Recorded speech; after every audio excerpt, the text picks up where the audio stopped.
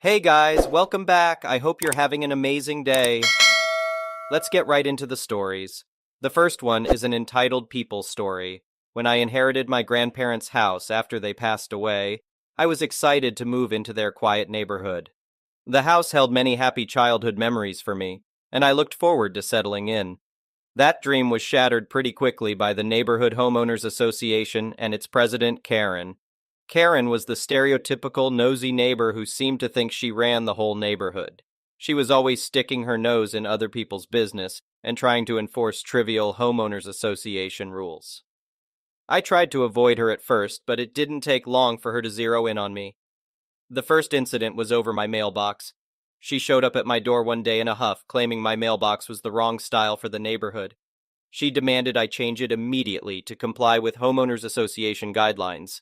The thing is, I never agreed to join the homeowners association or follow their rules. I politely informed Karen of this fact, but she insisted the homeowners association had authority over all the houses in the neighborhood. I told her I would be keeping my mailbox and shut the door in her face. A few weeks later, as I was planting some bushes in my front yard, Karen stormed over in a rage. She scolded me for not submitting a landscaping plan to the homeowners association for approval. I reminded her again that I wasn't part of the homeowners association, but she ignored me. She then threatened to have my bushes torn out for being non-compliant. At this point, I'd had enough of her harassment. I told Karen to get off my property immediately or I'd be calling the police. She scowled at me but backed down. Her next move was to send me an official notice stating I was in violation of homeowners association rules for failure to maintain my property to community standards. It seems she didn't like my habit of letting the grass grow a bit longer than the homeowners association permitted. The notice said I had 2 weeks to make changes or face fines. I sent a copy to my lawyer. Soon after, I received a letter from the homeowners association's attorney, insisting I make the demanded changes to my landscaping and claiming the homeowners association had authority over my property. My lawyer sent a strong response, stating they had no legal right to enforce their rules on a non-member. That's when the homeowners association decided to take things up a notch. One Saturday morning, I opened my front door to find a landscaping crew in my front yard beginning to tear out my lawn and bushes. Karen was standing there with a smug grin, overseeing the destruction. I immediately told the crew to stop while I called the police. By the time they arrived, Karen had fled, knowing she was in the wrong.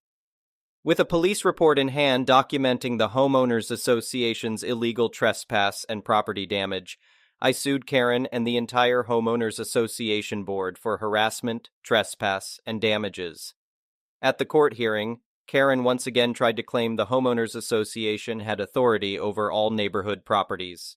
My lawyer presented our evidence proving I had never agreed to join or be subject to Homeowners Association rules. When it was my turn to testify, I told the judge about the Homeowners Association's repeated harassment and escalating actions to force their rules on me. I described the emotional toll Karen's bullying had taken. I asked for damages to cover repairs to my yard, and for a restraining order keeping Karen and the Homeowners Association off my property. When the Homeowners Association's president took the stand, she gave weak excuses for their trespassing and damage, insisting it was a misunderstanding. She said because I owned property in the neighborhood, I was automatically subject to Homeowners Association governance. The judge listened with a very skeptical look. In the end, the judge resoundingly ruled in my favor, saying the Homeowners Association had grossly overstepped their authority. He awarded me damages for the yard repairs and issued a permanent injunction banning the Homeowners Association from setting foot on my property or harassing me in any way. Karen was furious at the verdict. As we left court, I gave her a smile and a little wave.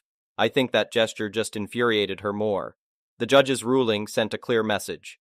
The Homeowners Association is not all-powerful, despite what they want people to think. If you stand up to their bullying, you can win. I'm just glad I knew my rights as a non-Homeowners Association member and had the law on my side. Now I can finally relax and enjoy my new home in peace without Karen's interference. The next one is a pro-revenge story. So this past Christmas, my missus and I purchased one of our 9-year-old son's Santa gifts from a certain UK sports retail company that also have many stores here in Ireland as well. It was a football rebounder. Kinda like a trampoline that you kick the ball at and it bounces back to you. Anyway, we purchased it from their Irish website and thought nothing more of it. A few days go by and we get a notification from a certain brown uniformed courier company that there are customs charges due on something, and as you can imagine, we've bought many things for the kids, so we had to double check what we've ordered and we didn't have anything left that was being imported, so we naturally assumed it was a scam. So I told the wife to call the company and find out who shipped it, and it was a different courier company based in the UK. After a bit of digging and investigating, it turns out that it's our rebounder. They had shipped it from the UK via a local carrier to the brown uniform guys to deliver to us. Now, my wife and I are both on disability, so an additional charge of almost €50 when you're both already on a fixed income is harsh, especially at Christmas. So I told her to pay it and I'd deal with the retailer. The first day I called, I had to call 3 times, being stuck on hold for at least 20 minutes each time. But I was patient and polite because I've worked in a call center before, so I knew those people are only doing their job. But I asked to speak to a manager and was promised a call back each time that never happened. The second day was quite similar. The third day I was starting to get annoyed, so called back, waiting even longer on hold, and finally wasn't taking this crap any longer. I told the rep that all I wanted was the €50 back because our consumer rights in Ireland dictate that a person must be informed of any additional charges on a purchase, at the very latest, by the final checkout screen. And in this case, there was nothing to show that, and I could easily replicate that issue by putting the same item in my basket and going all the way to the checkout screen again, and there was nothing saying we'd have to pay import charges. The rep was indifferent to the situation but tried to help, and what he said sent me over the edge. He offered me a measly €20 gift voucher to use on their website, but more importantly, he read a statement to me. He said, "We advise our customers that there may be DDU charges, delivery duty unpaid, that is customs charges, on any item that gets shipped outside of the UK. Then I asked him where it states this information, and he paused, then said he didn't actually know. I said, "Well, I know one thing, it doesn't say it anywhere on this transaction because I've checked, and because this is a violation of my consumer rights, I'm going to give your company one last chance to make this right. Have your manager call me within the next 60 minutes, or I'm going to post this entire debacle on LinkedIn and link every senior officer in your company." Then I hung up the phone and waited. Yet again, no call. The next day I went on LinkedIn and followed through on my promise. I created a post detailing what they had done by sticking us with hidden charges and that they were ignoring our requests for a manager and everything they said and did. Then I tagged every senior officer at that company from the regional managers through the European directors, all the way to the CEO, and I shamed them for how they operate their company. This, ladies and gentlemen, was now an act of war. Shortly after I posted that, I noticed that they took down the item from their website in an attempt to hide this, but they must have thought in a simpleton that doesn't understand how the internet works. They didn't realize that when you searched for rebounder on their site, that it shows the item in question, so I took a screenshot of that, then another of the item page that was now missing. But then I did a Google cached search for the same page and found a version from 2 days prior, happily showing the item. Then I added a comment to my original post highlighting how they were trying to hide it with the evidence and trolling them for their heinous behavior, especially at Christmas. Then I tagged and shamed all the senior officers again, and at this point it was really starting to get some attention, not only publicly, but 3 people in incognito mode viewed my profile. I wonder who they could have been? So naturally, I took a screenshot of the 3 mysterious visitors listed on my profile and did the same thing. Commented on my own post highlighting it and trolling them for their incompetence. The next morning, I got a call from a senior exec at their head office in the UK, practically licking my boots with apologies, asking what she can do to make this right. I told her I originally only wanted my €50 back as it wasn't fair, nor even legal, that I had to pay it. But since I had to go to such lengths to get their attention now, I wanted my €50 back, a full refund on my entire purchase. And I wanted to keep the product. That was the only thing that would make this go away. She asked for a couple of hours to fix it, and I said okay. About an hour later, I got another call from her again, apologizing. She asked for my PayPal address where she sent the €50, then she refunded the whole purchase. And she let us keep the product. Obviously, I thanked her for her help because at that stage I was just happy it was over. but I'll be ducked if I'll let anyone walk all over my family, even if they are a 58 million pounds annual company. The most of the story here is don't take bullcrap from anyone. I may be just one man, but my son's view of Santa is far more valuable to me than the opinion of some retail chain that doesn't care about its customers, nor how it operates ethically. The next one is a petty revenge story. I stumbled across this subreddit and decided to share a story of petty revenge from my youth. 14-year-old me was a menace to society. She had her fair share of respect for authority and rules. But if you tried to impose a ridiculous rule on her, and she found the tiniest of loopholes, she'd exploit it to kingdom come. Set the scene. I'm in middle school and it's almost Easter, so every class is putting up a kiosk for a bazaar. You're allowed to sell anything, legal obviously, crafts, pastries, art, etc. My class wants to make some money to fund a trip. I've always liked cooking and making desserts, so I offered to make crepes for us to sell. I get up at an ungodly hour every morning and make them to make sure they are fresh. I wear gloves and a hairnet and make sure to sanitize everything to ensure it was safe. A classmate brings bananas because his dad owns a grocery store. Someone else brings honey their relative sent to them because they live in a rural area, etc. You get the point. Team effort. We are up and running in no time and making mad bank. At lunch break, we always have a huge queue of kids waiting to buy our crepes. Unfortunately, that means that the other kiosks aren't getting as much business. We are on good terms with most of the kids from the other kiosks, and they are chill about it. One kiosk has more traffic than others because they are giving out 2 homemade cookies with every purchase. So after a few days, the girls from the cookie kiosk come over to us, along with the headmaster. He says that we can't sell food anymore because it is unfair to the other kiosks. I point out that the girls are also giving out cookies, to which he replies, "You can give out whatever you want for free, including food, but you can't sell it. It's unfair competition." Again, if he had shut it down because of a health concern, we would have dropped it at the bat of an eye. Health is no joke. But claiming that it was unfair that we had a good business idea just didn't sit right with me. Everyone else was free to do what we were doing. I keep thinking about what he said. You can see where this is going, right? We were serving the crepes on those generic white paper plates. So I buy a food safe marker, flip some plates over and start doodling, and some classmates with a knack for art follow suit. We mostly did cartoon and anime characters. Then I hang some plates up around our kiosk and change our sign to Cartoon Character Art 2, currency sign a piece, plus a crepe of your choice with every purchase. And we are back in business.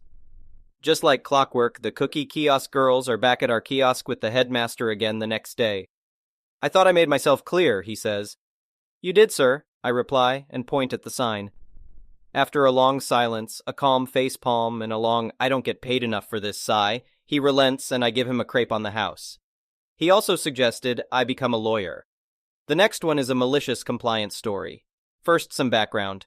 I own a tanning salon, and it is open from 9 a.m. to 9 p.m. every day. There are usually 6 girls working part-time there, and the pay is $12 an hour, plus cash commissions on the things they sell. Packages, lotions. It's worth noting that it's a small non-chain business in a college town. All of the paychecks are kept in a drawer, in individual envelopes with the employees' names on them taped shut. They pick up their envelope on payday, and it has worked well except for one instance. One employee decided to open everyone's envelopes to see their pay, and she was livid that one girl was getting paid $2 more an hour. Instead of just asking me about it, she decided to blast the employee group chat and accuse me of ripping them off, etc. Before you think the same thing, it's worth noting again that this is a college town with all college-age workers, which for my particular salon it has meant it's very hard to consistently have someone who wants to close weekends.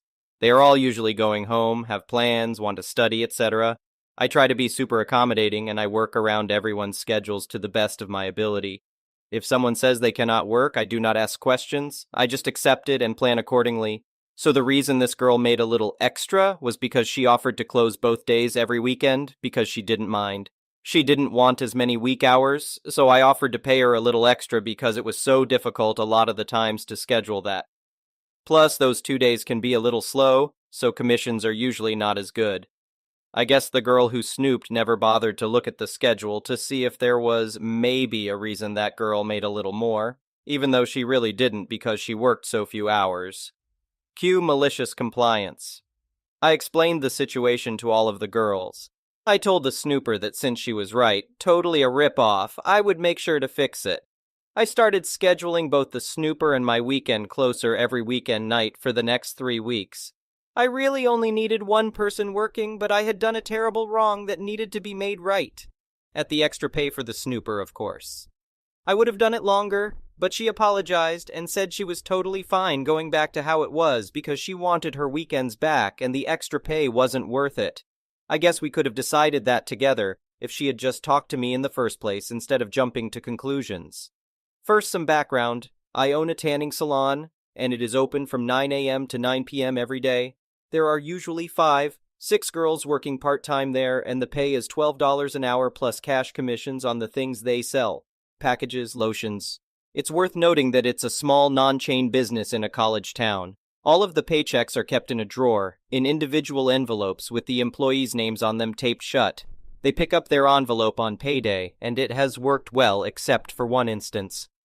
One employee decided to open everyone's envelopes to see their pay, and she was livid that one girl was getting paid $2 more an hour. Instead of just asking me about it, she decided to blast the employee group chat and accuse me of ripping them off, etc. Before you think the same thing, it's worth noting again that this is a college town with all college-age workers, which for my particular salon it has meant it's very hard to consistently have someone who wants to close weekends. They're all usually going home, have plans, want to study, etc. I try to be super accommodating and I work around everyone's schedules to the best of my ability. If someone says they cannot work, I do not ask questions, I just accept it and plan accordingly. So, the reason this girl made a little extra was because she offered to close both days every weekend because she didn't mind. She didn't want as many week hours, so I offered to pay her a little extra because it was so difficult a lot of the times to schedule that. Plus, those 2 days can be a little slow, so commissions are usually not as good. I guess the girl who snooped never bothered to look at the schedule to see if there was maybe a reason that girl made a little more, even though she really didn't because she worked so few hours. Cue malicious compliance. I explained the situation to all of the girls. I told the snooper that since she was right, totally a rip-off, I would make sure to fix it. I started scheduling both the snooper and my weekend closer every weekend night for the next 3 weeks. I really only needed one person working, but I had done a terrible wrong that needed to be made right. At the extra pay for the snooper, of course. I would have done it longer, but she apologized and said she was totally fine going back to how it was, because she wanted her weekends back and the extra pay wasn't worth it. I guess we could have decided that together if she had just talked to me in the first place, instead of jumping to conclusions. The next one is an entitled People Story. This all happened almost 10 years ago, but after spending all morning reading stories on this sub, I felt like sharing my own experience. For years, early 30s at the time, was close friends with Brittany, same age as me. Brittany and I had gone to college together, gone on trips together, and were pretty much inseparable.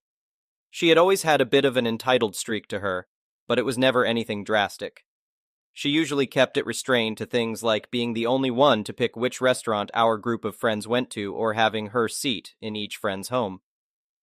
Annoying, yes, but pretty mild overall. Then, Christmas hit.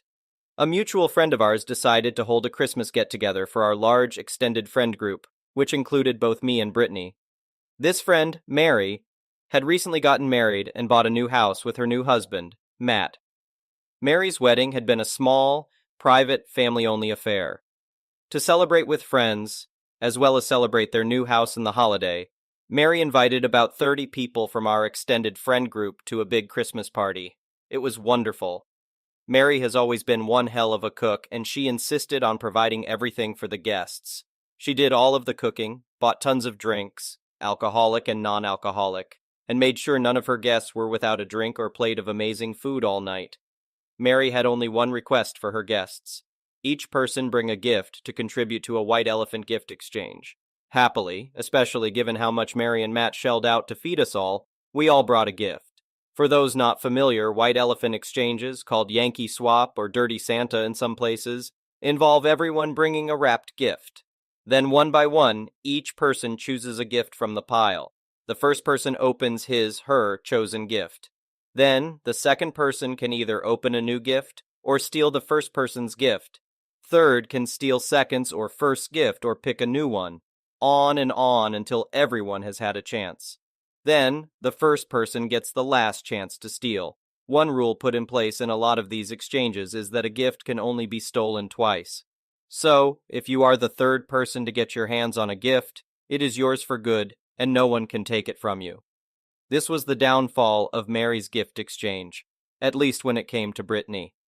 The gift exchange started, and people were having fun stealing blankets, candles, gift cards, and the like from other friends.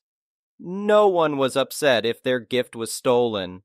Hell, it's all for fun, and we are all friends, right? Well, Matt, Mary's new husband and party co-host, was really good at making his own beer.